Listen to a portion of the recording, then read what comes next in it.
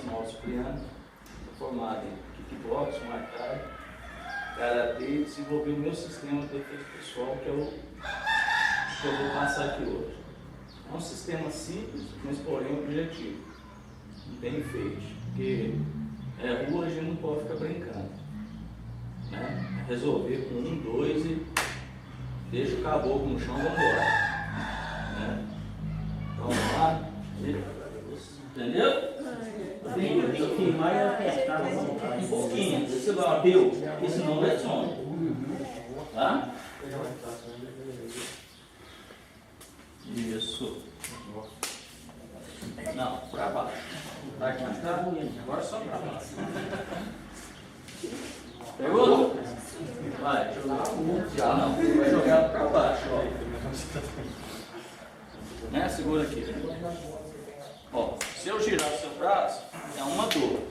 Agora, se eu te forçar para baixo, fica. Ó.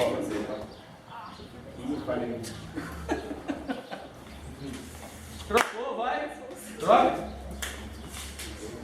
Vai, vou bater firme. Não abrir que você bater firme.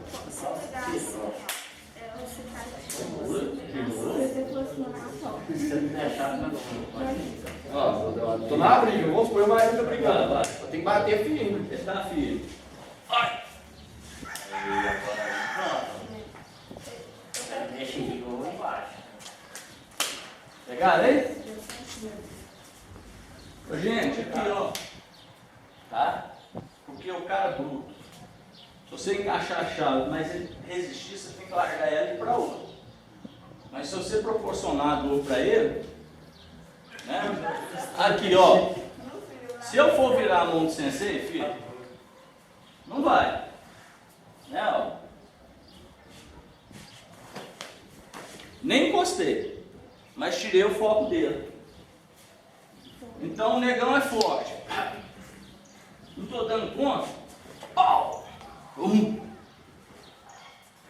É rua. Caiu no chão, é só pegar. Rua. É finalizar e tomar uma na esquina. O que você fez? O que eu fiz? Não, segura.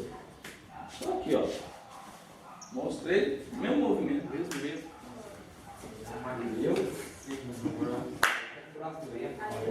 Aí, Tem que fazer uma armadura. Isso é uma. Não, só de ser. A proteção de deixa eu ver. mas eu fui roubar todos. Aqui, ó. Ah, Tem nada. não, gente, isso é errado. Isso é outro. Aí, viu? Não, aquilo ali é outro. Principalmente, é a oportunidade que vocês me deram. Espero que vocês tenham gostado. Passei o cartão para todo mundo. Entra lá no Face, Dojo Mauro Cipriano. Vou ter o maior prazer em adicionar. Beleza? Beleza.